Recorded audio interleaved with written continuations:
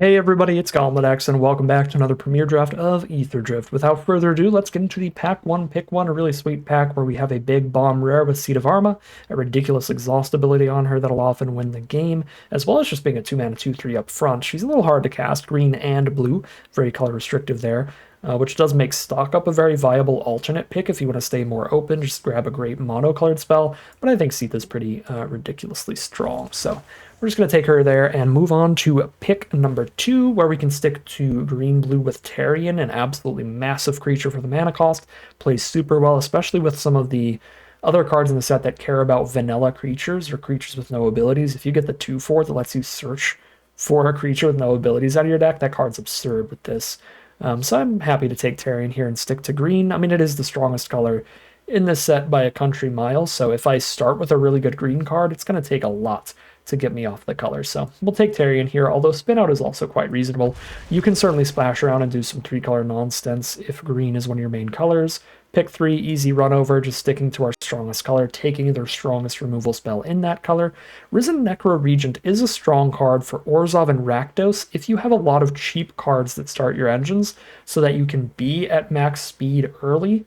You can reach that max speed by turn 5, then this card is really good. But if this is the first card you play to start your engines, which will often happen in color pairs like Golgari and stuff, then it gets quite a bit more mediocre because it takes so long to get that max speed if you're not starting your engines till turn 5.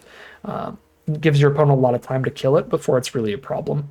Pick 4, stick to green, take a Catcherdon. Simple format is simple. Move on to pick number 5. Okay, now pick 5. We actually have a little bit of a choice here. The Loxodon Surveyor is not the greatest green card. It's super filler. We could take a Lightning Strike moving to red for removal, take a Keen Buccaneer to stick to green-blue as a really nice little exhaust value play. And the 3/4 Vigilant Body is usually pretty relevant, and green-blue can have some cards that care about specifically exhausting your creatures. So the fact that this is another exhaust ability can be relevant. Or we could take Marshall's Path Cruiser, get a little bit more fixing, stay a little more open towards splashing around a bit. Like maybe blue isn't that open. The Path Cruiser helps us splash in blue for this rare. It only needs a single blue to be cast and a single blue to exhaust. So I kind of like Path Cruiser here actually over Buccaneer. Buccaneer's solid, but still at that like really solid filler level. Okay, easy Catcherdon. Pick 7, Thornwood Falls is great fixing for us here. Although Engine Rat is quite reasonable, there's a lot of board stalls in the format, so having that ability to drain life in the late game is nice, but I think Thornwood Falls looks awesome when we know we have a Seat of Arma. Okay, pick 8 is super mediocre. I really don't want to end up playing an Alacrian Jaguar, and I don't think I will when I already have Tarion double Catcherdon. That feels super unlikely, but definitely not a start your engines or vehicle kind of Boros or red deck here, so I guess that just leaves Oil Gorger because Stallout's completely unplayable. I think Jaguar's bad, and I already have good green top end. That's a really speculative pick, but we're getting late in the packs. We're going to see a bunch of poop here. Silken Strength is actually perfectly fine. +1/+2, untap your creature, give it reach. If you can win a combat with this as a combat trick, it plays super well because you get a permanent buff and still eat their creature. So that's fine. Stick heavy green, cut people out of the color. Grab Bestow Greatness. Maximum Overdrive is a pretty solid black combat trick if we end up in that color. This pack's pretty bad. I don't have a playset of Rover Blades yet, so draft that. If you want to check out how many you own in your collection, you just hold down the Alt key, and it'll tell you right there. Oof, that last Arena Direct destroyed my gems, by the way. Gonna have to get some more for the Arena Open this weekend. There's so much crazy stuff on the horizon. There is an Aetherdrift Arena Open this weekend, so we'll need to get some gems for that. Although I guess you can actually play in gold as well. There's also a Duskmorn Draft Arena Direct next weekend, which is going to be really sweet. So I'm super pumped about that. All right, pack 2, pick 1's really nice. We have Molt Tender for a 1-drop mana fixer, and we're really deep into green, so that'll definitely get played. There's also Spike Shell Harrier. If we manage to stick to just pure green-blue, that'll be a really nice 5-drop that slows your opponent down. It even literally slows them down by slowing down their max speed, which is pretty funny.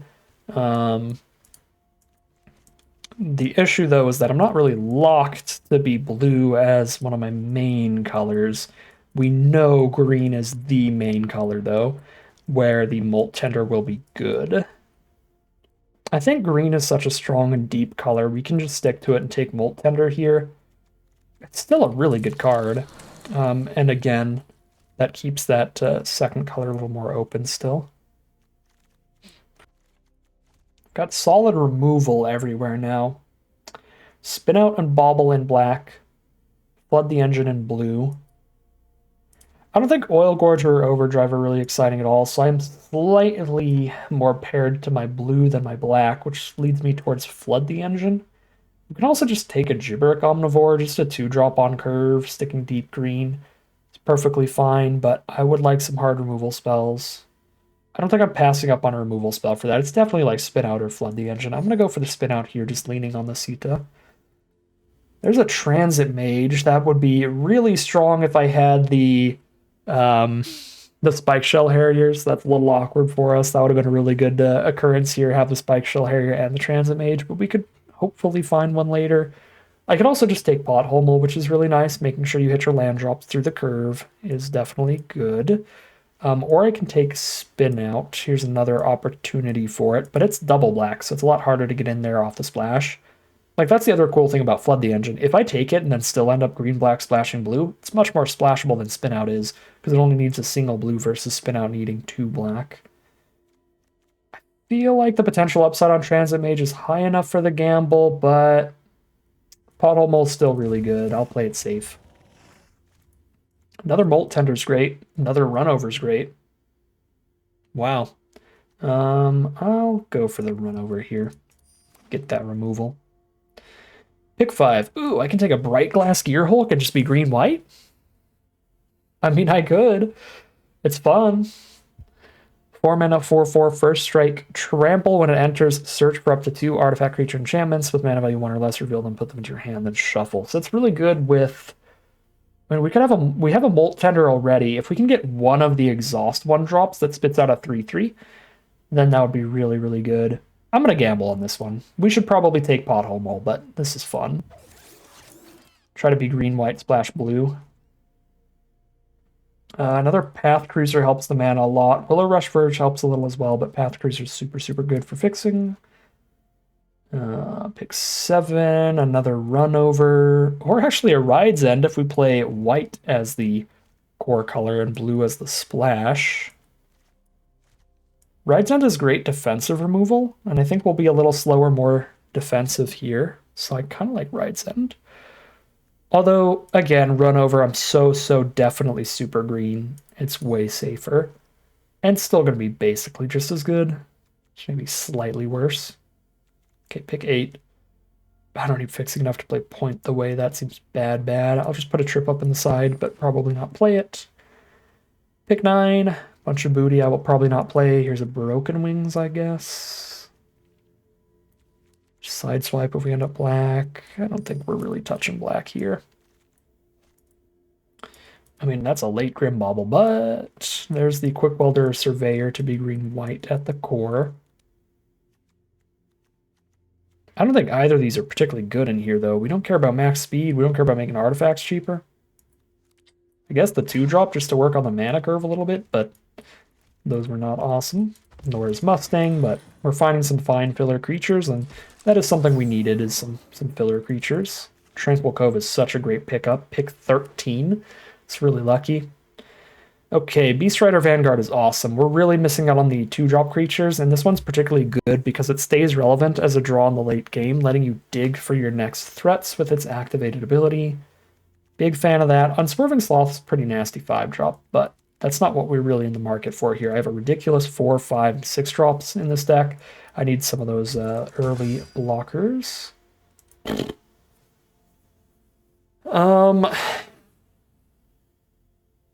That's wild. That's genuinely wild. Double Sita.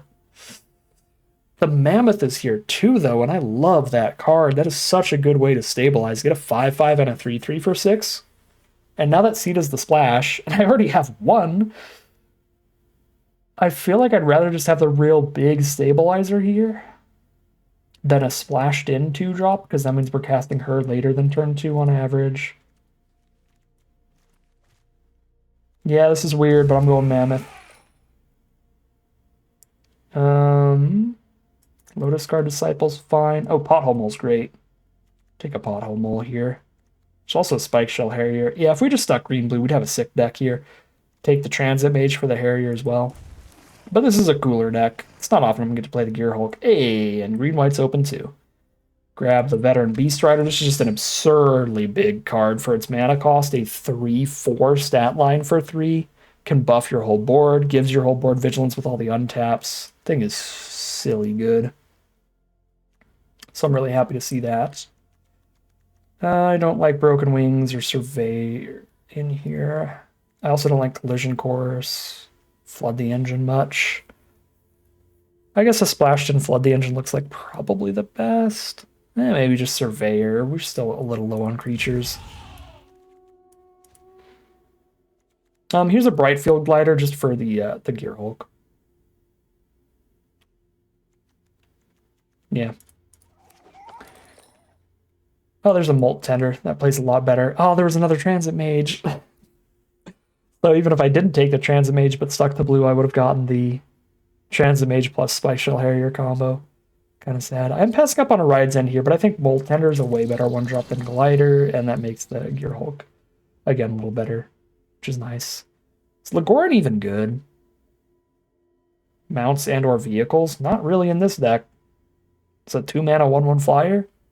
This pack is kind of booty, though, so I guess we still take it. We've been so lucky on this mana. Now we can take a Blossoming Sands. I think triple run over, Flood the Engine, and some combat tricks. I don't need the Scrap Compactor, but I definitely enjoy the fixing. I mean, I've got a double green, double white card, and I'm splashing a third color, so fixing is definitely relevant. I guess we'll play one of those Super Filler Jaguars in the end.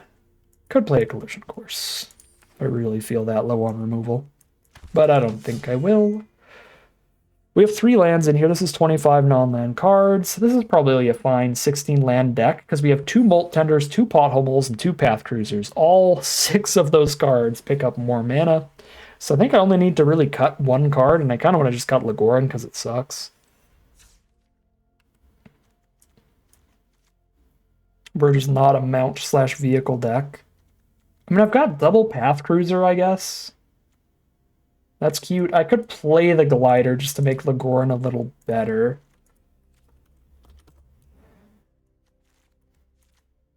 And then when we look at the mount and vehicle count,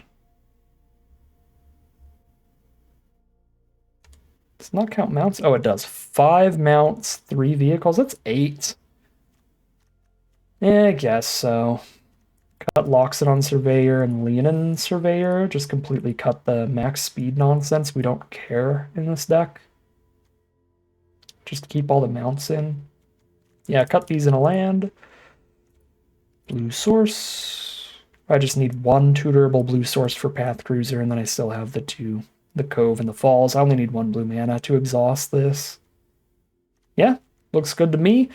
Green, white, somewhat of a mounts deck, but mainly just absurd green cards and a Gearhulk and a Beast Rider. Green, white, good stuff with the Sita Splash. This was a really absurd draft pod. We could have been any kind of absurd green deck that we wanted. Green was super open. It looked like green-blue probably would have been the strongest spot to be, but the Gearhulk looked really fun, and I haven't played with it before, so now we get to play around with the Bright Glass Gearhulk by going the direction that we went. I will certainly take it. Solid little deck here. We'll see how it plays out for us as we hop into the gameplay.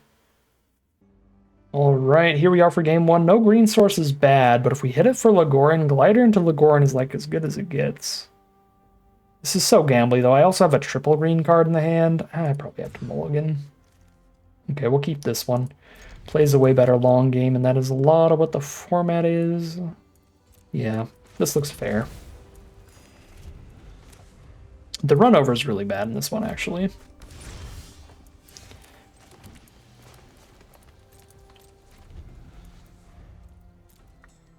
The Silken Strength, too. So we ditched that.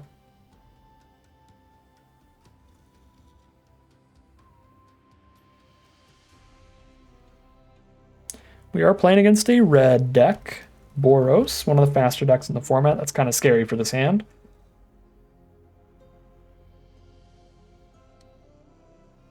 Sand could quickly die to just a Boros Scribout. Yeah, 2 mana 4/1 will do that. Let's see. There's a Beast Rider Vanguard. That's a good draw, but I do need 4 mana to guarantee that I'm getting a run over kill, so I'm going to Path Cruiser and just take the hit. And then I can Vanguard and run over, and I know I'm dealing with at least one of their creatures. I'm actually interacting next turn, even if they have a removal spell for the Vanguard. Roadside Assistance. Give it lifelink? Okay. We'll get the 2-for-1 on it here then. Kill the Tyrant and the Assistance. I don't care too much about the lifelink here, because if we win this game, it's going to be by getting way ahead on board rather than outracing them early. So they can gain that 5, that's fine. Essentially spent 5 mana for a 1/1, and I'm happy with that. Or sorry, 3 mana for a 1/1. Because I still would have run over the 4/1 either way with or without that card.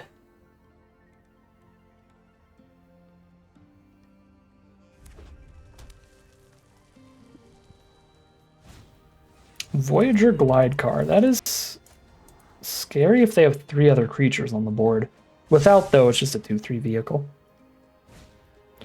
Lifecraft Engine. That'll buff the Glidecar, so the Glidecar is now a 3/4 vehicle. Can also buff the Pilot.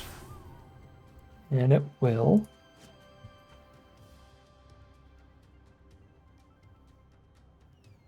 It's really awkward here, because I'll have the 5 mana up for Vanguard's ability. Okay.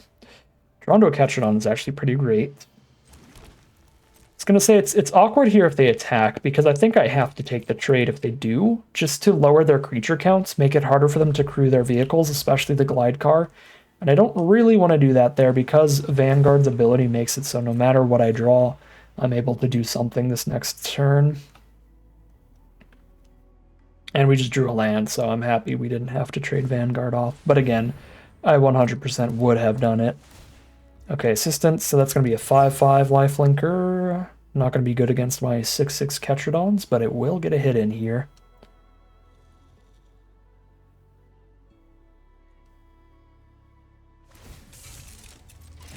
Crew, Jam 8. It's painful, but I'll gain a little bit of life and have a big blocker up.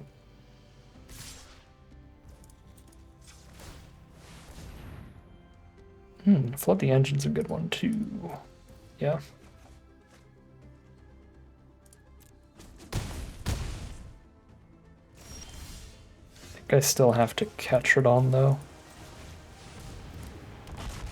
If they removal spell Ketrodon, I can still crew the Path Cruiser with it and trade the Path Cruiser off.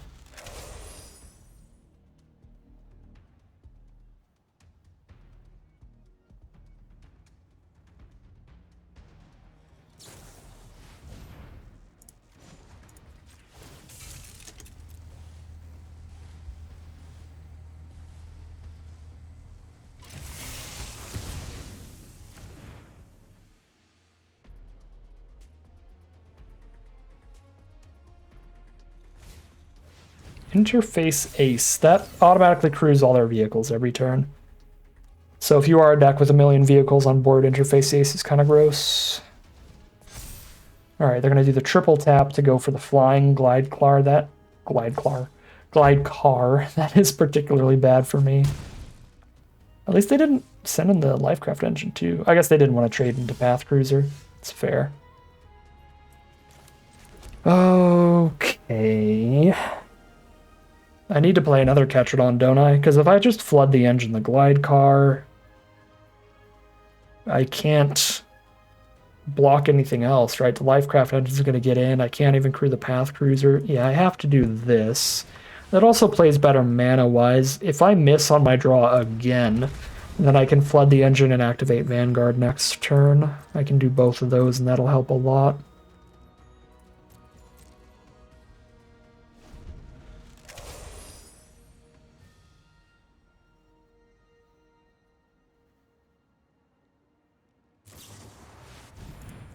Yikes, man.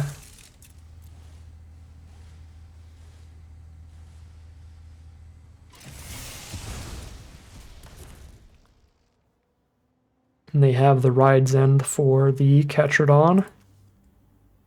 Man, kind of brutal that Boros has the removal for the 6/6 twice in a row. But white does have the kind of removal for it. It's just that we know that half of their deck just can't kill these 6/6s because half their deck is just the red stuff. I guess there's the like crash and burn thing. There's one red removal spell in the format that would do it.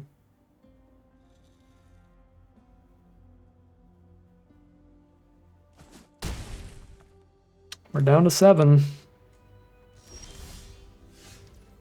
Just a lot of lands off the top. I'm gonna double check that I am on the 16 land build in the end. Yeah, we went for the 16 land build. It just is what it is. It is how we draw.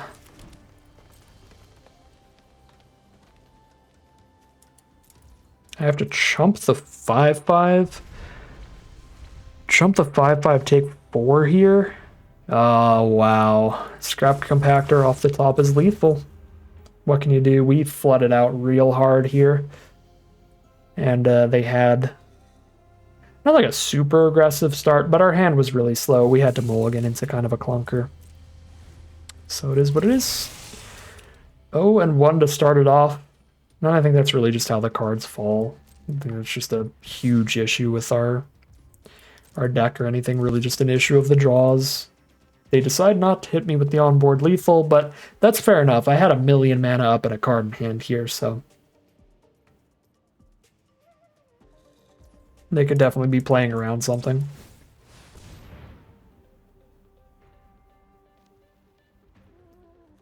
Wow. And then we hit just nothing in the top 3. Just more mana, pretty much. Yeah, literally. All right. 0-1, heading into game number 2. I'm gonna have an aneurysm. Don't worry, we'll draw some better hands soon enough. We have both of our main colors here, but these are 3 spells that do nothing without creatures. Oh yeah, white is the main color, not blue. I kind of forgot. But we had both the colors for everything in the hand. This is what made me be like, yeah, sure, I'll keep. What's causing me an aneurysm here, though, is that we have 3 spells that do nothing without a creature, and we're a 16 creature deck, and we had this happen to us twice in a row. We mulliganed into like the run over Silken Strength hand, and then this hand we're just keeping a double run over Silken Strength hand. Like, we have a very reasonable creature count in this deck, but it is not drawing that way. Okay. Technically should have played the Forest last turn, but I was pretty convinced I'd be flooding the engine this turn anyway. But technically I should have went Forest Plains turn 3, then play the Island, flood the engine, because that gives me the option of playing another Forest or a Plains to try to turn 4 Gearhulk. But I don't have time against a 4/1 with a hand like this. Alright, well, literal only play is Blossoming Sands.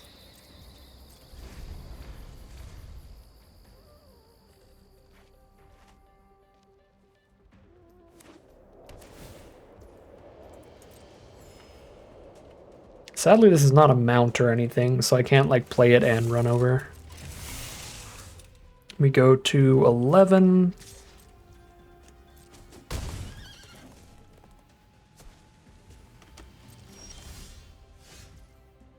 You know what's a little tragic, actually? We don't have any blue 1-drops. So I can't Gearhulk and then play a 1-drop. Because my last mana up is blue. I guess that means I couldn't have run over it. Anyway, even if it was the right card type. There's a Terry in here too. Gearhulk is better against our opponent playing 1/1 removal. I really need to be able to play more creatures with all these runovers and Silken Strengths, so I'm going to pick up a couple creatures here.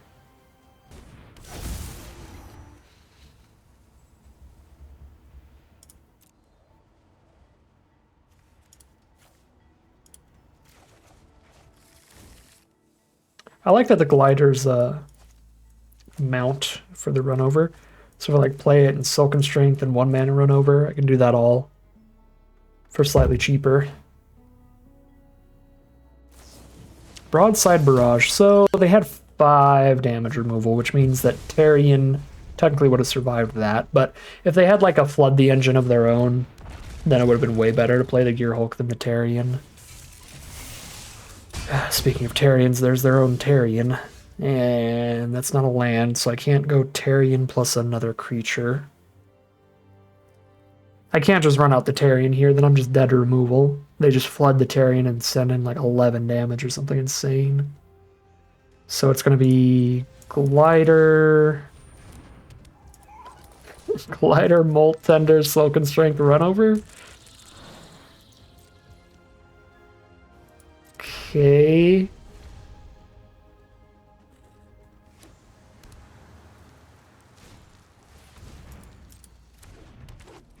Wow.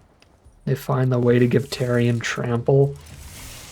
We can't beat that. If I blow it up right now, they just give Tarion Trample in response. 0-2. Again, the draws are just awful right now.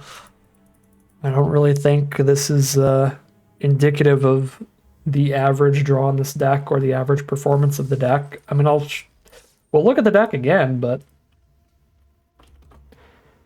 yeah, this is way more reasonable than the draws we're running into.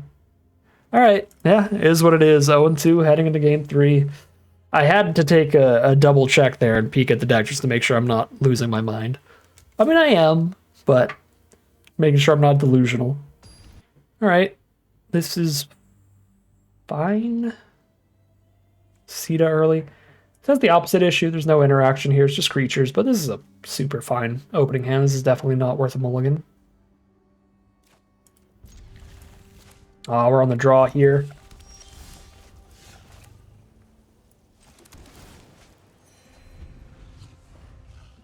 We do draw into a Runover as the first draw. That's pretty sick. I'm gonna get aggroed out in Aetherdrift. 2 mana 3/2 is the play from our opponent.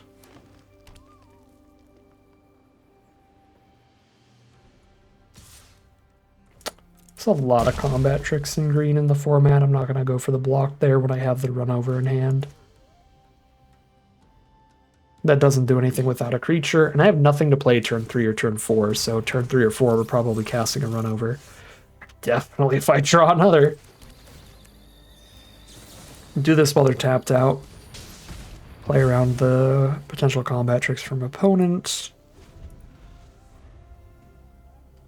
Okay, Quick Welder is a pretty free bluff attack. So I think if they attack with that, I'll still just block. Because it really doesn't mean anything if it does not guarantee the combat trick in their hand or anything.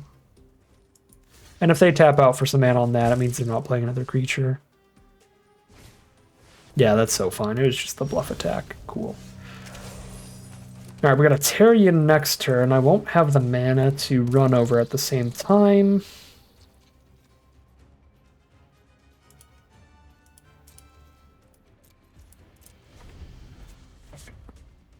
But that's still a good card. I could actually catch it on next turn instead. I don't mind that. Because then I might get to the point that I can have 7 mana up to play Tarion and run over in the same turn.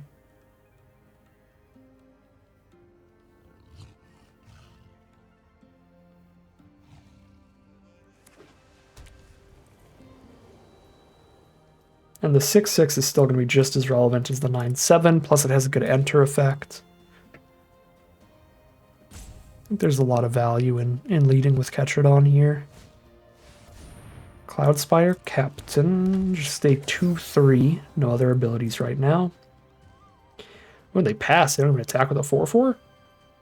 Take it. We did not have good blocks for that.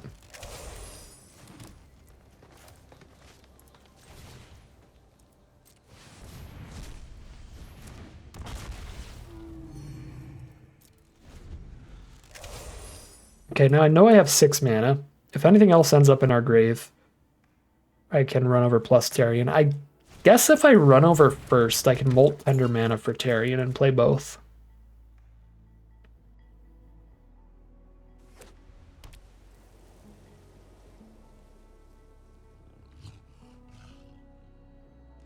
This looks solid for me. So if I run over first, I can run over and then play Tarion. And that Hazard of the Dunes does become a 7/7 off of just one more land. So I think run over the Hazard, drop Tarion looks pretty good. They only have 3 mana up. They can't instant speed kill Ketradon with that little mana in green-white. If they want to kill an untapped creature, that's 5 mana out of white. Green is dealing damage equal to power. They're over it. Oh my god, we turned things around. 0-2 into actually at least one victory here. That is 1-2 heading into game number 4. Here we are for game 4. Span is kind of all over the place, but Pothole Mole could really... Any land this thing draws, we're going to be really happy. If I don't naturally hit land 3, turn 3, I can also cycle a Ketradon that helps. Gearhulk doesn't get to get 2 creatures out of the deck once we hit it, but I think this one's a keeper. I'd rather have the chance of playing Sita turn 2 than Glider turn 1. Okay, Path Cruiser 2. Okay, we're cycling Ketradon here instead of playing Glider anyway. Because that third land is so crucial now. Gets us to multiple cards that pick up a land. Okay, here we go. I am locked in for that Gearhulk next turn no matter what I draw, so I can Pothole Mole and know that we've got a Gearhulk next turn. Do not mill my Molt Tender, please. I milled my Molt Tender.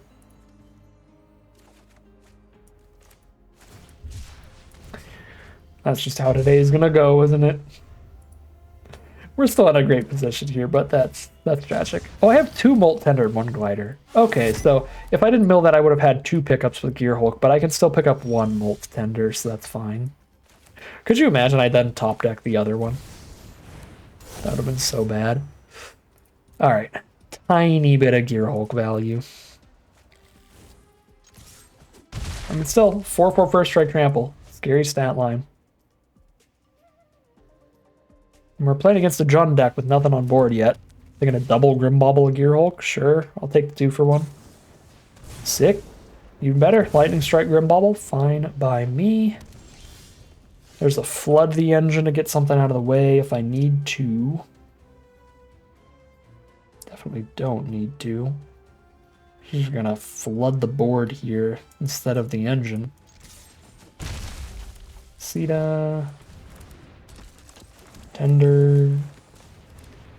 Glider.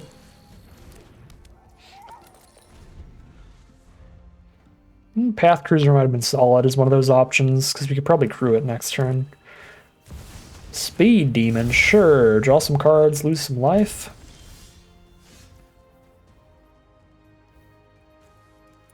Is this +3/+3? No, the base power and toughness is what it does. Interesting. I'm not using that this turn then. I'm just going to flood the engine.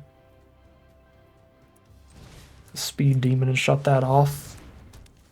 Save a run over. Molt Tender mana.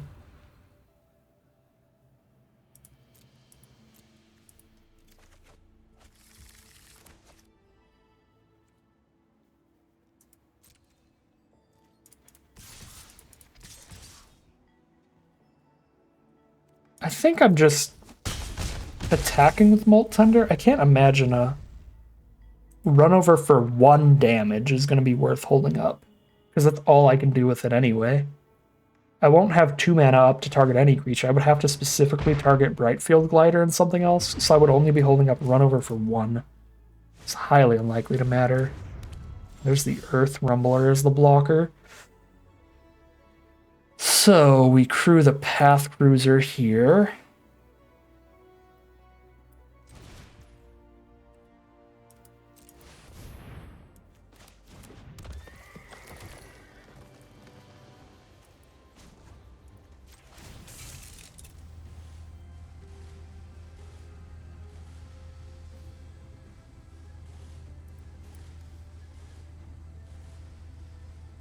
Am I saving run over, or am I killing Earth Rumbler to get damage in?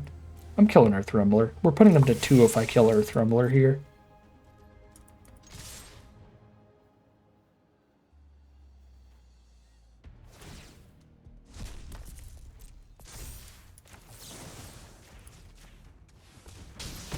Alright, they're at 2 against a bunch of creatures. GG from opponent?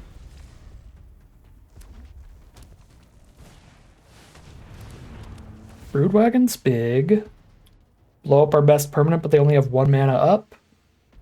I've got tons of attackers. They don't have any blockers. The Broodwagon doesn't crew itself or anything. Burnout Bastronaut, just 1 blocker. Alright. That's lethal.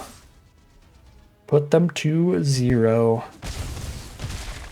Quick turnaround from the rough start here, and we've balanced it out at 2-2 here. We're at a 50-50 record right now. Just 1 win away from balancing out the draft run to at least a 50-50 win rate. So fingers crossed here. Get at least 1 more win before we scrub out on this one as we head into game number 5. Here we are on the draw for game 5. This time we do genuinely have both of our main colors. I forgot that we're green-white, not green-blue. The last time I said that. But we have green and white. And with the Thornwood Falls, we have all of the colors. I'm not going to cycle Ketradon here with this much mana in the hand. I mean, that's off the lands alone, Ketradon mana over time. Blue-red cycling can have some really explosive opening hands, but no cycling for the Mako yet means they are unlikely to go super crazy here. Start their engines post-combat, okay? I'm going to do that a lot. I frequently forget. Okay, now I can Pothole Mole and play another Molt Tender. Sure.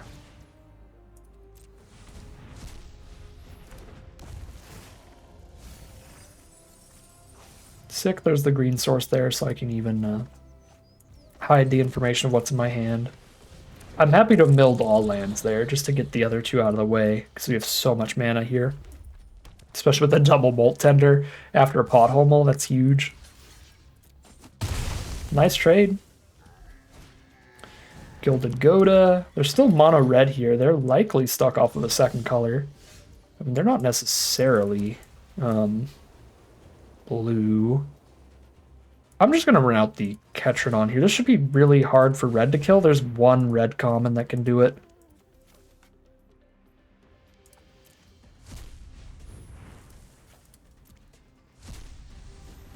I think Crash and Burn is the only removal spell in red that can kill a 6/6.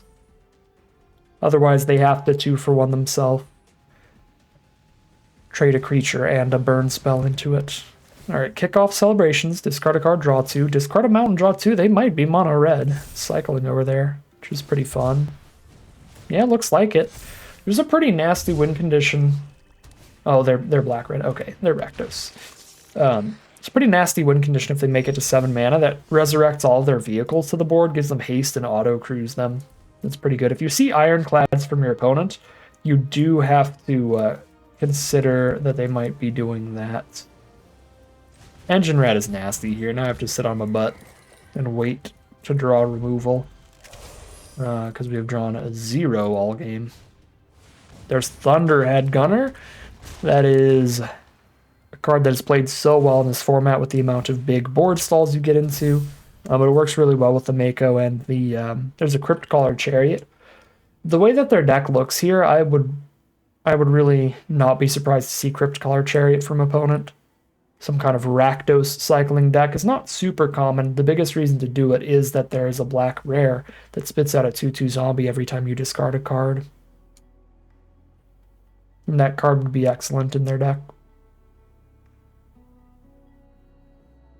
So it makes me feel like they drafted that sometime early. Man, I mean, with how all these games have played out, maybe we're supposed to be playing like even a 15-land deck because, again, double Molt Tender, Pothole Moles.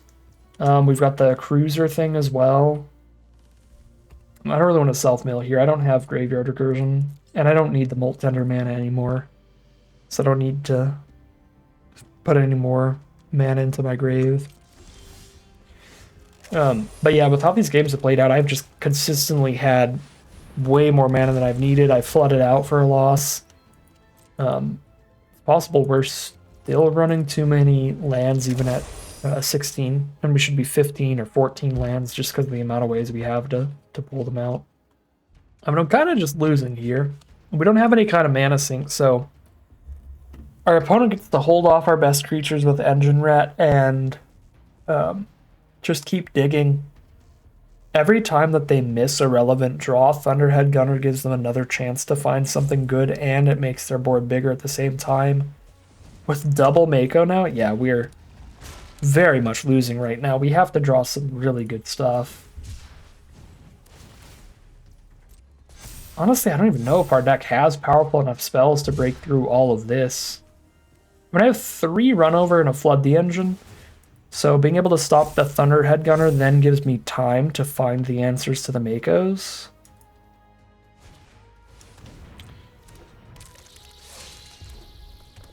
But yeah, the double Mako Gunner is just popping off. And I'm the King of Flood. Just my Path Cruiser.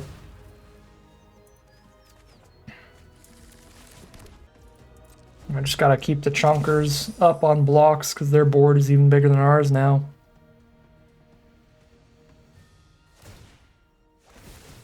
Yeah. Feels like a game we just needed interaction at the right time. Drew 0 removal spells this game, so Thunderhead Gunner has already completely went off with the Makos. Where killing it now still leaves us quite a bit behind. And that's not the removal for it anyway.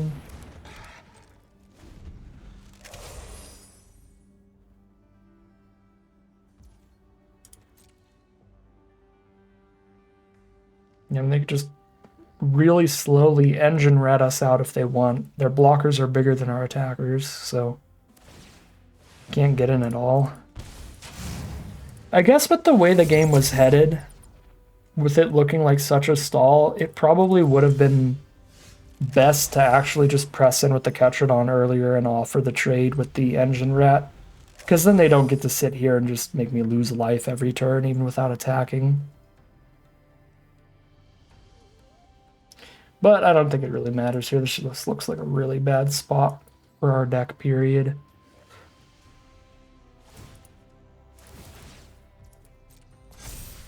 None of our creatures have trample, so Sita doesn't even win us the game.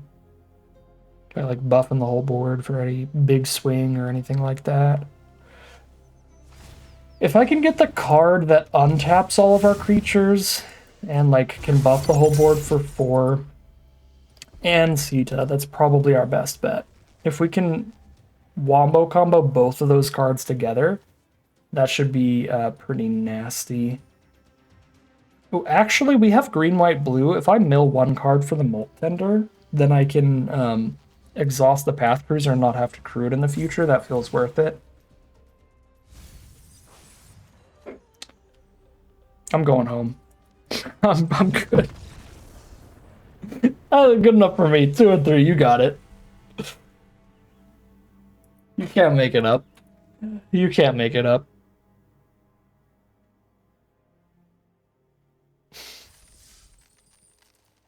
All right.